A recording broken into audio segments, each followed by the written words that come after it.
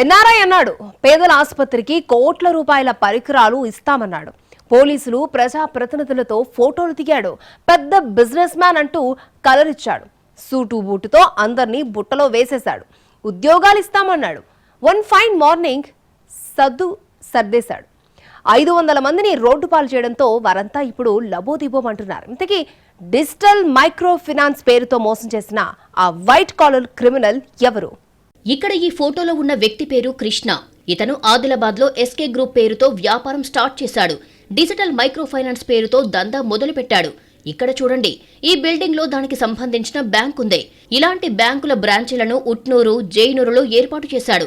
అంతేకాదు 500 మందికి ఉద్యోగాలిస్తామని ఊదరగొట్టాడు. పెద్ద హోటల్లో ప్రజా ప్రతినిధుల్ని పిలిచి భోజనాలు పెట్టి తెగ హడావిడి చేశాడు. చాలా మంది నిరుద్యోగులు అతని ఉచ్చులో పడ్డారు. దీంతో సార్ అసలు స్వరూపం బయటపెట్టాడు. మీరంతా ఉద్యోగంలో చేరినట్టేనని చెప్పి ఒక్కొక్కరి వద్ద 20,000 చొప్పున డబ్బు వసూలు చేశాడు. అందరికీ డ్రెస్, షూ పేరుతో వీటిని వసూలు చేశాడు. తీరా చూస్తే 2 నెలలు గడిచింది. జీతం లేదు, ఇచ్చిన డబ్బు తిరిగివ్వలేదు. అనుమానం వచ్చిన బాధితులు వాట్సాప్ గ్రూప్లలో పోస్టులు పెట్టడంతో మరో ట్విస్ట్ ఇచ్చాడు కృష్ణ. ఆయన గొప్ప హృదయం కలిగిన చైర్మన్, పని చెయ్యకుండా జీతాలిస్తాడు అని మెసేజ్లు పెట్టించాడు. ఉద్యోగులు దీన్ని నమ్మేలా లేకపోవడంతో మరో ఎత్తుగడకు తెరతీశాడు కృష్ణ. ఆదిలాబాద్ రిమ్స్ ఆసుపత్రికి 1,50,00,000 రూపాయలతో వైద్య పరికరాలు అందిస్తున్నట్లు, ఈ మేరకు రిమ్స్ డైరెక్టర్ ఇచ్చిన పరికరాల లిస్ట్ కాపీని వాట్సాప్ గ్రూప్ లో పోస్టు చేసి నమ్మించాడు. అయితే రిమ్స్ అడిగిన తేదీ దాటిపోవడంతో మరో కట్టుకథ అల్లాడు. రిమ్స్ వాళ్లు ఎక్కువ అడిగారు కాబట్టి కాస్త ఆలస్యం అవుతోందని సోషల్ మీడియాలో ప్రచారం చేయించాడు. ఇక ఈ కృష్ణలీలలు మామూలుగా లేవు. జిల్లా SP, RIMS director, MP, MLA, మాజీ ఎంపీతో పాటు ఇతర ప్రజా ప్రతినిధులతో దిగిన ఫోటోలను సోషల్ మీడియాలో షేర్ చేస్తూ స్మార్ట్ గా చీటింగ్ కు తెరతీశాడు. డిజిటల్ మైక్రో ఫైనాన్స్ లో జాయిన్ అయినా 20,000 తీసుకున్నారు. ప్రతి ఒక్కరి దగ్గర నుంచి జాయిన్ చేశారు. ఏమంటే ఓపెనింగ్ చేస్తామని చెప్పేసి సాలరీస్ కూడా ఇస్తామని ప్రొవైడ్ చేయడం జరిగింది. కాకపోతే ఇవాళ రేపు అనేసి పోస్ట్ పోన్ చేసి నిన్న నైటే అందరూ ఏమంటారు జంప్ కావడం అనేది జరిగింది.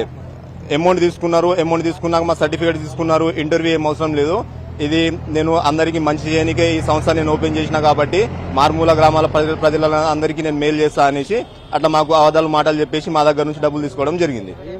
60 లక్షల నుంచి వెళ్ళి 65 లక్షల దాకా అతని దగ్గర ఉంటుంది. ఇప్పుడు డబ్బులు లేవు, జీతం లేదు. డబ్బులు లేదు, జీతం లేదు. 2 మంత్స్ నుంచి అందరు ఇక్కడే ఉన్నారు.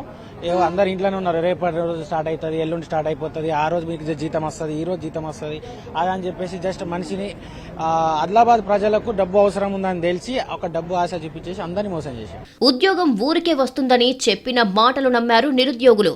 కానీ షూ, డ్రెస్ పేరుతో డబ్బులు లాగాడు. అలా వసూలు చేసిన డబ్బులే లక్షల్లో జమ కావడంతో అంతా ఉడాయించారు.